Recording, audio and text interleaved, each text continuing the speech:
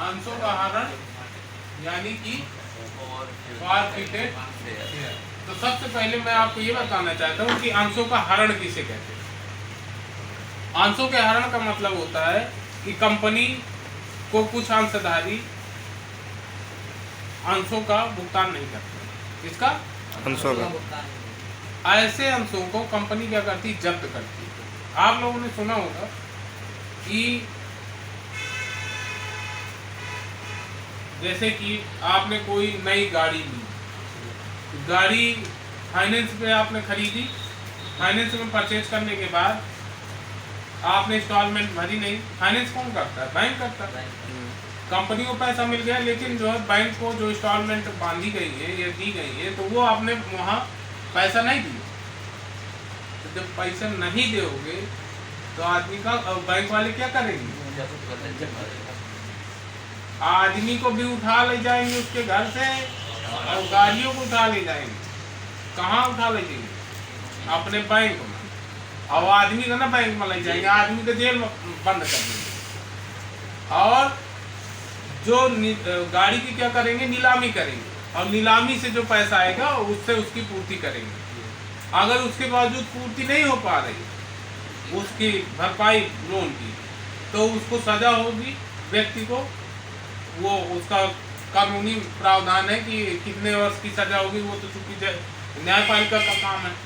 और या अथवा अभी कोई तो गारंटर भी फंसे हैं वहाँ, अथवा कंपनी वो बैंक क्या करेगा? गारंटर से वसूलेगा। तो यानी कि जब्त किए गए अंशों को जनता में पुनः निर्गमित किए जाएंगे। कंपनी जो हरण किए गए अंश हैं अंशधारी द्वारा नहीं दिए गए, वो कहलाता है हरण करना। और उन हरण किए गए अंशों को पुनः जब कंपनी जब्त कर लेती है, उनको जनता में फिर से निर्गमित करना पुनः निर्गमन कहलाता है। दोनों चीजें समझ में, 2 पॉइंट बताए मैंने आपको। एक आपको बताया अंशों का हरण, और दूसरा बताया मैंने जब्त किए गए अंशों का पुनर्निर्गमन। पुनर्निर्गमन का मतलब होता है पुनः निर्गमित कर देना। जैसे कि जब साधारण अंश था और उसको हरण किया गया था, तब उसका मूल्य था 5 रुपए। पर जब कंपनी ने उस अंश को जब्त कर लिया, तो अब उसकी टाइमिंग बढ़ गई ना भाई। वो अंशधारी को दिन बॉन्ड किए रहा, बाइंड किए रहा उसको। अंशधारी जब बाइंड किए रहा, तो बाइंड करने के बाद जो है थोड़ी टाइम लगा, फिर वसूली की गई उससे, अंशधारी से। कंपनी ने जब्त की अंश वहाँ से, तो फिर टाइमिंग लगा। उसके बाद फिर उसने फिर पुनः निर्गमन किया, तो फिर टाइमिंग लगा। तो जब एक टाइमिंग लग जाता है और टाइम जब लंबा खिंच जाता है, तो वस्तु का मूल्य घटता है कि बढ़ता है? वस्तु का मूल्य और बढ़ क्या होगा? तो अगर वो घटा के बेचेगा, कोई भी व्यापारी होगा, ये नहीं चाहेगा कि जो है उसको नुकसान हो जाए। तो वो हमेशा जो है, जो नहीं है तो एक्चुअल वैल्यू पर ही चाहे वो भेजे, बेचे माल को, लेकिन कोशिश करेगा कहीं से पूर्ति हो जाए। यही होता है ना व्यापार का नियम, कि कम से कम जितने का लिया उतना मूलधन तो ना उसका जो है वहाँ पे बर्बाद हो। तो इस तरह से करके अंशों का हरण किया जाता है और पुनर्निर्गमन भी किया जाता है। अब ये सवाल आपको मैं बताता हूँ। ये आपका सवाल दिया है, आपकी किताब का है, कि एक लोग पढ़िए जरा कितने सवाल क्या है। एक कंपनी ने 10 वाले 50,000 क्षमता अंश निर्गमित किए। 3 प्रार्थना पत्र के साथ 4 आबटन पर 2 प्रार्थना पत्र। ये एग्जाम्पल नंबर 15 आपको देखना है। एग्जाम्पल नंबर 15 इसमें हरण भी है और पुनर्निर्गमन भी है।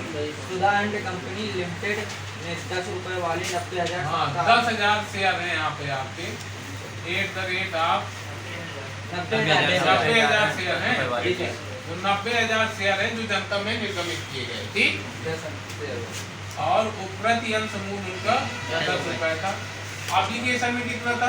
1 रुपए। 1 रुपया एप्लीकेशन का था। 2 रुपए 2 रुपया अलॉटमेंट प्रीमियम में था क्या कुछ? अलॉटमेंट 2 रुपये था। फिर 3 रुपये आपका फर्स्ट कॉल था। फाइनल कॉल 4 रुपए और फाइनल कॉल था आपका 4 रुपये फाइनल कॉल। ठीक है। अब क्या कह रहा है, आगे पढ़ो सवाल को। सभी अंशों पर आवेदन राशि, आपतन राशि तथा सभी याचनाएं राशि यथा समय प्राप्त हो गई है। केवल एक अंशधारी जिसके पास 200 अंश थे अंतिम याचना का रुपये देने में असमर्थ रहा, जिसके कारण उसके अंशों का आहरण कर लिया गया। अब देखो, एक अंशधारी था जिसने अंतिम याचना पर 200 अंशों का भुगतान नहीं किया। किसने? 200 अंशों का भुगतान नहीं किया, यानी कि 4 दूनी 800 अंश जो है वो अंशधारी ने ले लिया, मतलब हरण कर लिया। वो कह रहा मैं देवे ना करूँगा, तो कंपनी फिर क्या करेगी? मैंने क्या बताया था, अंशों का हरण करने के बाद पुनर्निर्गमन करेगी, है? अब आगे कह रही है कि हरण कर लिया गया, और हरण किए गए अंशों का फिर क्या किया गया? पुनर्निर्गमन कर दिए गए। और किस रूप में किया उसने? 8 रुपए प्रति अंश। पहले मूल्य क्या था उसका? 4 रुपए प्रति अंश। अब फिर मूल्य कितना हो गया? 8। मूल्य बढ़ गया ना। अब 8 रुपए प्रति अंश की दर से निर्गमन किया। तो सबसे पहले हम जो है इस वाले लेखे का साधारण लेखा करेंगे। आपको पता है लेखा करना आता है, यदि नहीं आता है तो आप मुझको बता दीजिए, मैं आपको बता दूँ, क्योंकि इसमें कोई वो नहीं, इस तरह के सवाल बार बार नहीं आएंगे। ये लास्ट चैप्टर की ओर हम चल रहे हैं, तो अभी अगर नहीं समझ में आया है तो आप बता दीजिए, मैं दोबारा कर दूँगा। इसका भी आपके 2 लेखे होंगे। एप्लीकेशन में कौन कौन से 2 लेखे होते हैं? रिसीव ट्रांसफर, पहला रिसीव्ड का लेखा होता है, और रिसीव्ड का दूसरा ट्रांसफर का लेखा होता है। अलॉटमेंट में भी 2 लेखे होते हैं, ड्यू रिसीव, पहला ड्यू का होता है और दूसरा रिसीव का लेखा होता है। और इसमें भी आपका पहला लेखा ड्यू का होगा और दूसरा रिसीव्ड का होगा ना। Yes sir. और यहाँ पर ड्यू का होगा, ड्यू का लेखा तो पूरी रकम से होगा, यानी कि आपका होगा कितने से? 90,000, 3,60,000 से, पूरे 90,000 से हो गए।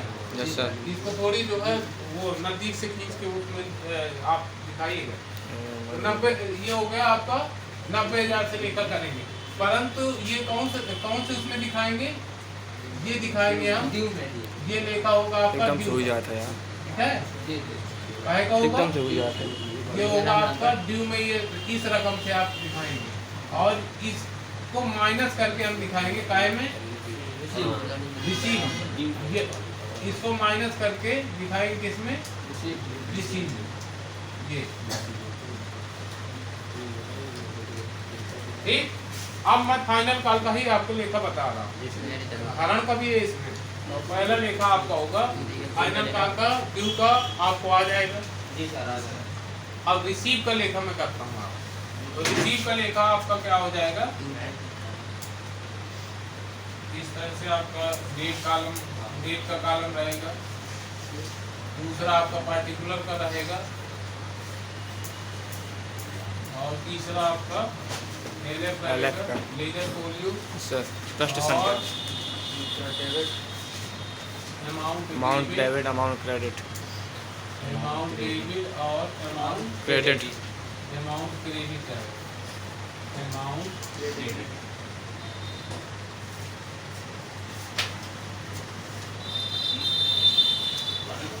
अमाउंट डेबिट और amount credit.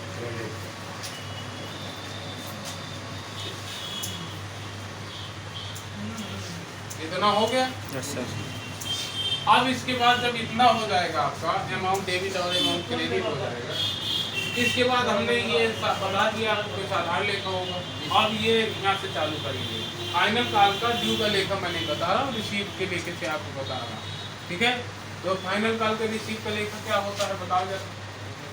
Bank account debit, bank account debit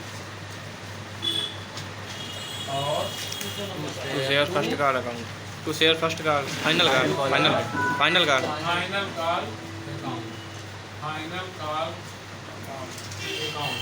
gate बंद कर दीजिए। फाइनल कॉल अकाउंट तो ये हो जाएगा तुम्हारा 3,60,000 और 3,60,000 में 800 माइनस कर 3,59,200 3,59,200। ये लेखा किससे हो जाएगा? 3,59,200। ये आपका रिसीव का लेखा है। अमाउंट रिसीव यहाँ पे डेफिनेशन लिखा जाता है। अच्छा ये कौन सा रकम हो गया? बीइंग अमाउंट रिसीव्ड, यानी कि रकम हमको यहाँ पर फाइनल कॉल के रिसीव में इतनी रिसीव हुई। क्यों? 800 का हरण कर लिया गया। रकम कितनी थी? मैं 2 के 36 3,60,000। और ये रकम आपकी इतनी आ गई। अब अंशों के हरण का लेखा कर देंगे। अंशों के हरण का लेखा होता है capital account debit. Yes sir.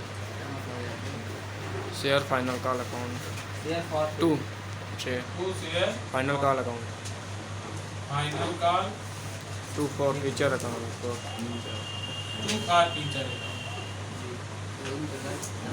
To for. आप शॉर्ट में ना चलिएगा, आपको पूरे लेके करके दिखाना। Yes sir. Forfeiture share forfeiture हो गया। Yes sir. ये फॉर टीचर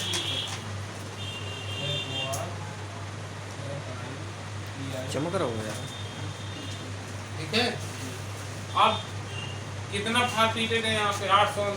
800 कितने? 800 ठीक है। यहाँ पे फॉर टीचर नहीं, फाइनल कॉल में आएगा 800। फाइनल कॉल में आते हैं 100 अंशों का जो उसने भुगतान किया है। अब ये 800 कहाँ से आ गया? आपको समझ में आ गया। Yes sir. जितने अंशों का हरण किया गया वही यहाँ लिखते हैं, क्योंकि ये आपका हरण करने का लेखा है और लिखवाया भी गया है। तो फाइनल कॉल से कितने अंशों का हरण किया गया आपको? 800 अंशों का। और ये पूंजी कितनी है आपकी? 2000। कैसे आया 2000?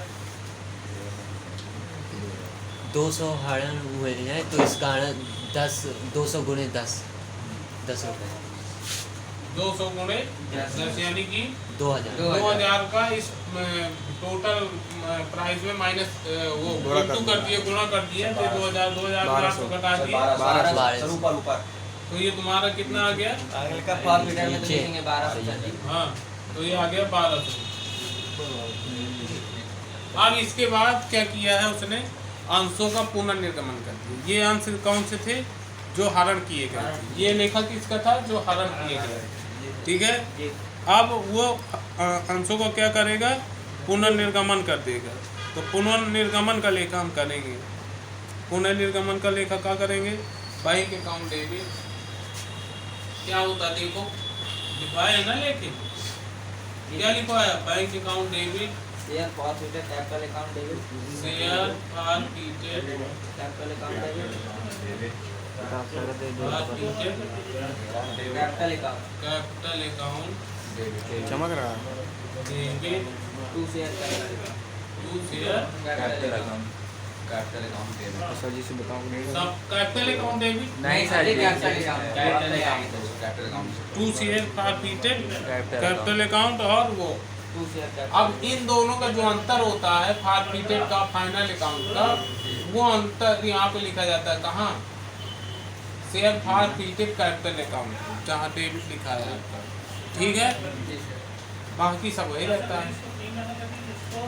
आगे बस, यानी कि इक्विटी शेयर कैपिटल अकाउंट आपका कितना है?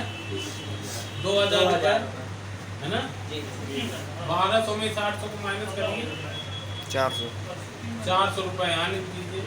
और ये कितना है? 1600। और एक लेखा आपका और रह गया।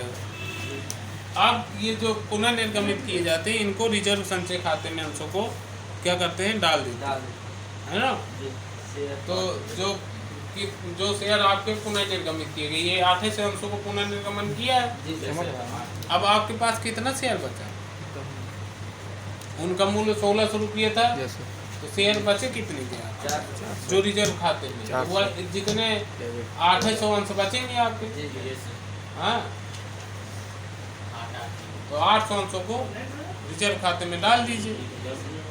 हरण किए गए अंशों को संचय खाते में अंतरित करने का लेखा है। ये आपके किताब में लिखा है।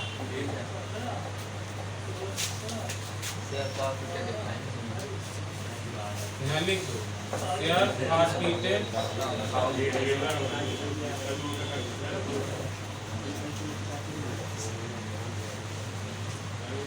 Forfeited account debit to capital share capital account.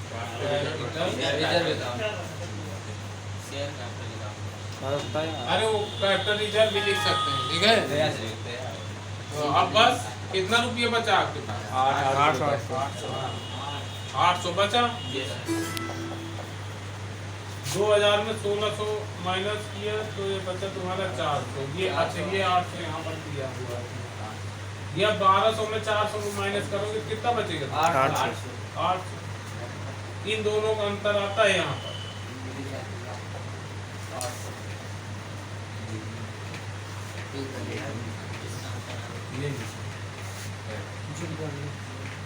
अब पूरे सवाल को हल कर दीजिए। इसको नजदीक से जूम करके दिखा दीजिए, बंद कर। मैं एकदम से हो जाता है। हो गया।